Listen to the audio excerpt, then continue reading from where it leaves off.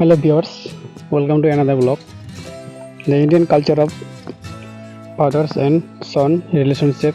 তো আজকের ব্লগটি শুরু করছি আমি আমার স্বর্গীয় কাকার উদ্দেশ্যকে কেন্দ্র করে। তো প্লিজ বন্ধুরা এই ভিডিওটাকে কেউ খারাপভাবে নেবেন না, কারণ এটা শুধুমাত্র আপনাদেরকে দেখানোর জন্য। তো বন্ধুরা বেশি দেরি না করে চলুন ভিডিওটিকে শুরু করা যাক। তো আমরা চলে আসলাম আমাদের গন্তব্যে। বাড়ি থেকে রওনা দিয়েছিলাম প্রায় অনেকক্ষণ আগে, কিন্তু বৃষ্টির জন্য আমরা আসতে দেরি করে ফেলেছি। এটি হচ্ছে আমাদের ঘাটে যাওয়ার মূল রাস্তা। দেখতে পাচ্ছেন চারদিকে কত বাগান আর বাগান।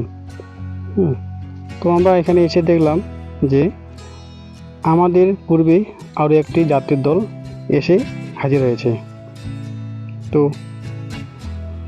ওনারা অবশ্য আমাদের অনেক আগে এসছে, কারণ দেখে বোঝা যাচ্ছে যে ওদের অর্ধেকটা কাজ প্রায় হয়ে গেছে।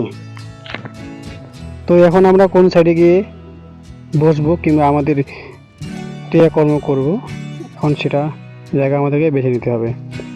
তো আমাদের জায়গা দেখা শেষ এবং আমাদের কাজও শুরু হয়ে গেছে। তো ইনি হচ্ছেন আমাদের নাবিদ ঠাকুর। তো ইনি সবার মাথা নেড়া করে দিচ্ছেন। তো বন্ধুরা, এটি হচ্ছে আমাদের অস্থি ক্ষেপণ করা নদী, করতোয়া নদী, যেখানে প্রতিনিয়ত দূর দূরান্ত থেকে আমাদের এখানে অস্থি ক্ষেপণ করতে আসে এই করতোয়া ঘাটে।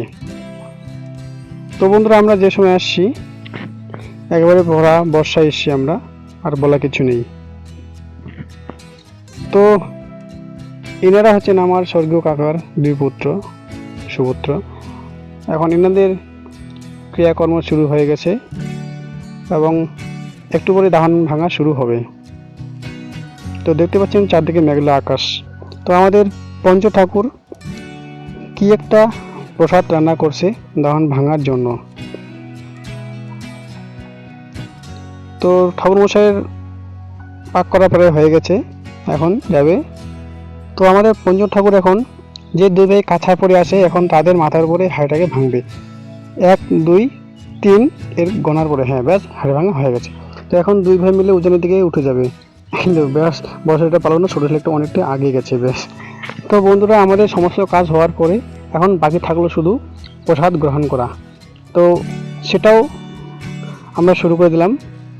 আর তোমরাও যদি খেতে আসবে তো আসতে পারো। তো আমার পাতা আর কি মুড়ি দিচ্ছে। তো এখন দই, গুড়, জল এসবও দিয়ে দিল। এই যে আমরা এখন খাওয়া দাওয়া শুরু করে দিলাম, দেখতে পাচ্ছ আমার থালায়।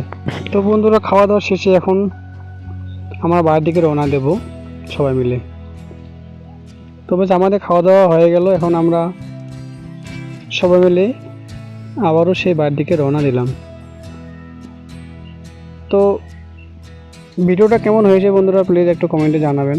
আর অবশ্যই লাইক করতে ভুলবেন না। আর এরকম ভিডিও পেতে অবশ্যই চ্যানেলটিকে সাবস্ক্রাইব করে রাখবেন।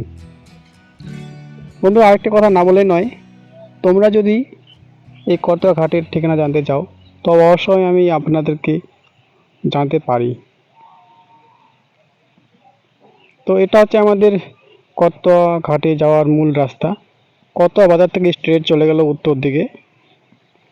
তো ভরা বর্ষায় একটুখানি কাদা জল মাটি পেরিয়ে আমাদেরকে কষ্ট করে যেতে হবে।